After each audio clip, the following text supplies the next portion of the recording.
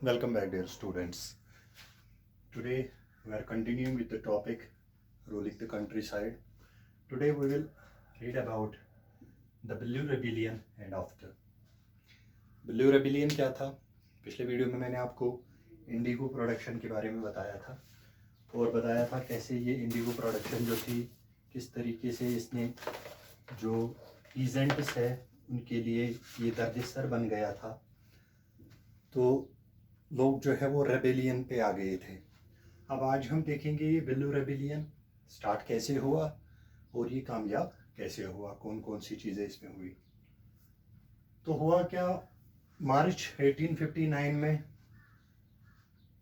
Thousands of जो riots थे, जो ज़मींदार थे या पीजेंट्स जो थे, वो उन्होंने रिफ्यूज़ किया इंडिगो प्रोडक्शन करने के लिए। उन्होंने कहा कि हम इंडिगो प्रोडक्शन नहीं करेंगे। और जो रॉयट्स थे उन्होंने कहा कि हम रेंट नहीं देंगे, प्लांटर्स को कोई रेंट हम नहीं देंगे। और इसके साथ साथ उन्होंने जो प्लांटर्स की फैक्ट्रीज थी उस पर हमला बोल दिया। उसमें तलवारें लेकर, तीर कमान लेकर वो उन पर हमला करने लगे। जो औरतें थी, औरतों ने भी इसमें वो अपने बर्तन लेके आ गए, कढ़ाई पैन सब कुछ लेके वो आ गए।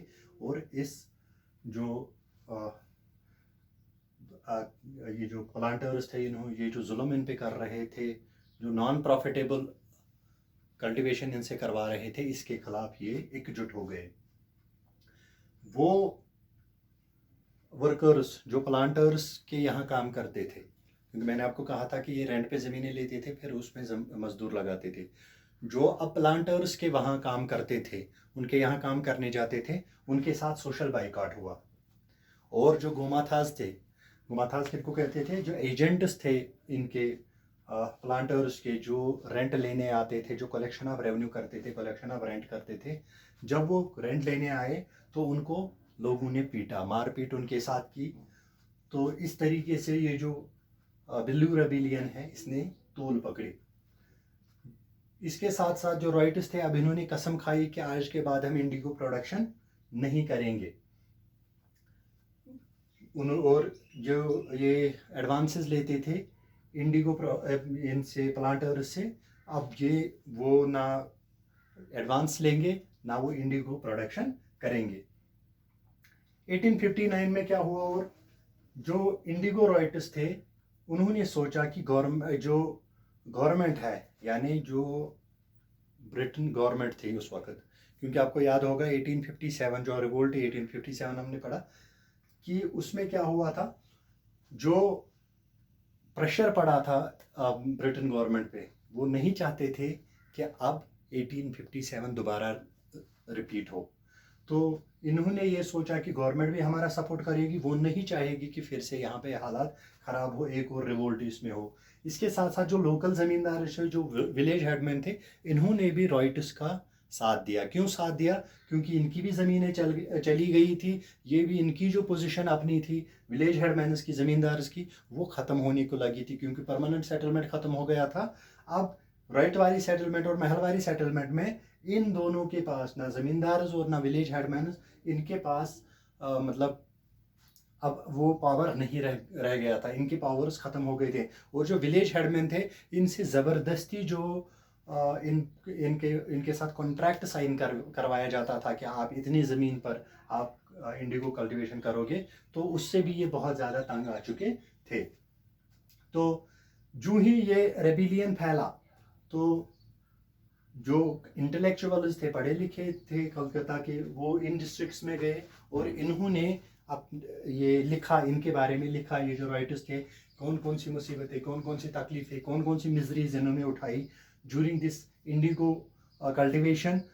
तो इन्होंने भी इनके हक में लिखा। तो यहाँ पे हम देख रहे हैं कि ब्रिटिश गवर्नमेंट से लेकर ज़मींदार्स, लोकल हेडमैन्स, इंटेलेक्चुअल्स जितने भी थे, उन्होंने इसका साथ दिया, रॉयट्स में इसका साथ दिया।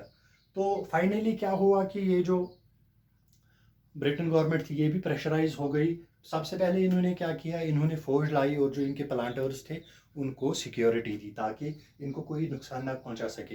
लेकिन साथ ही साथ इन्होंने क्या किया, एक कमीशन सेटअप किया जिसको इंडिगो कमीशन कहते हैं। तो इंडिगो कमीशन इसको बताया गया कि आप इंक्वायर करो कि ये सिस्टम ऑफ प्रोडक्शन जो है, इंडिगो सिस्टम ऑफ प्रोडक्शन, इसमें क्या क्या खामियां हैं, कहाँ कहाँ पे गलतियां हो रही हैं, तो आप हमें रिपोर्ट दे दो। जब इन्होंने रिपोर्ट दे दी तो उस रिपोर्ट में ये पाया गया, इन्होंने रिस्पॉन्सिबल प्लांटर्स को लिया कि ये जो है यही इसमें गुनहगार है, और ये जो इंडिगो प्रोडक्शन है ये टोटली नॉन प्रॉफिटेबल है टू द राइटर्स, पीजेंट्स को इसमें कोई फ़ायदा नहीं है।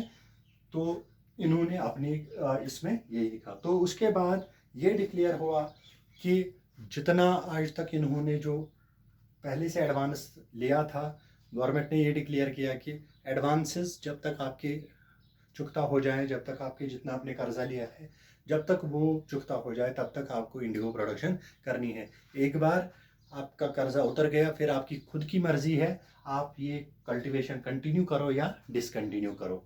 तो ऐसे हमने देखा कि ये जो बंगाल में इस तरीके से ये ख़त्म हो गया इंडिगो कल्टीवेशन। लेकिन प्लांटर्स ने क्या किया, इन्होंने रुख किया बिहार की तरफ, क्योंकि बिहार जो है उस वक्त भी पिछड़ा हुआ था। ये बिहार की तरफ चले गए और वहाँ पे लोगों को इसके लिए मजबूर किया।